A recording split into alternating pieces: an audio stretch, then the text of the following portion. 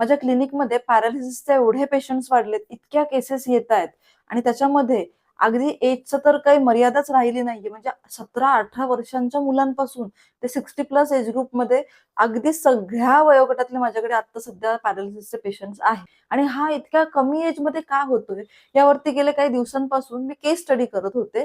त्यामध्ये बऱ्याच अशा गोष्टी लक्षात आल्या. त्याचा मी एक चार्ट बनवला आहे, तो तुम्हाला मी डिस्प्ले करेल पुढे. त्याचा तुम्ही हवं तर स्क्रीनशॉट काढून घ्या, जेणेकरून तुमच्याकडे तो लाईफ लॉंग राहील. ओके. स्वतःला ह्याच्यापासून लांब ठेवणं हे 100% आपल्या हातात आहे. सो ह्या सगळ्या गोष्टी करून आपण नक्कीच स्वतःचं रक्षण करू शकतो.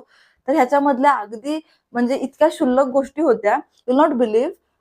म्हणजे प्री डायबिटिक 15, 13, 14 वर्षांच्या मुलांमध्ये प्री डायबिटिक पेशंट्स आहेत.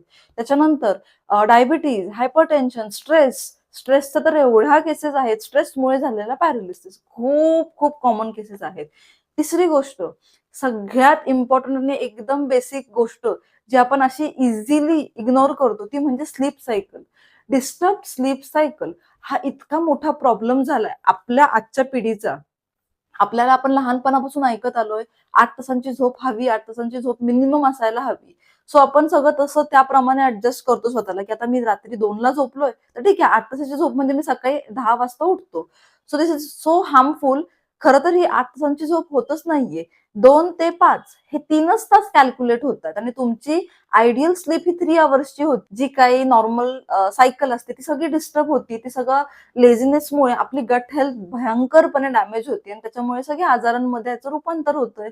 सिंपल गोष्टी आहेत. तर ह्याच्यावरती उपाय काय? अगदी 2 तुम्हाला एकदम बेसिक गोष्टी तुम्हाला सांगते. जसं मी आधी सांगितलं, तुम्हाला चार्ट मी देणारच आहे एकदम डिटेल्ड. ओके. पण ह्या 2 गोष्टी बेसिक सांगते. पहिलं म्हणजे आहार. नियंत्रित संतुलित आहार असणं फार गरजेचं आहे. आता डाएटमध्ये प्रॉपर प्रपोर्शनेट डाएट असणं फार गरजेचं आहे. प्रॉपर प्रमाणामध्ये प्रोटीन असायला हवं, कार्बोहायड्रेट्स असायला हवे, फायबर असायला हवं. या सगळ्या गोष्टींचं एकदम करेक्ट आपल्याला मेजरमेंट्स घेणं फार गरजेचं आहे. ओके. सगळ्या गोष्टी मी तुम्हाला लिहून दिले. एक प्रॉपर थाळी ही कशी असायला हवी, जी आपण रोज जेवण करतोय. त्यामध्ये काय काय असायला हवं आणि किती प्रमाणात असायला हवं. ओके. दुसरी गोष्ट, डिस्टर्ब स्लीप सायकल. तर आपली झोप चांगल्या प्रकारची क्वालिटी झोप मिळणं फार गरजेचं आहे. आता हा पुढे येणारा चार्ट नक्की वाचा व्यवस्थितपणे आणि खाली मी डिस्क्रिप्शनमध्ये सगळ्या गोष्टी पुन्हा नमूद करेल, जेणेकरून तुम्ही तुमच्या भाषेमध्ये ह्या गोष्टी वाचू शकाल. ओके. तिथे ट्रान्सलेशनचा एक ऑप्शन असतो, त्याच्यावरती जर तुम्ही क्लिक केलं तर सगळी माहिती ही तुम्हाला तुमच्या भाषेमध्ये ट्रान्सलेट करून सुद्धा मिळू शकते. तर तुमची काळजी घ्या आणि ही माहिती तुमच्या संपूर्ण कुटुंबापर्यंत शेअर करा. धन्यवाद.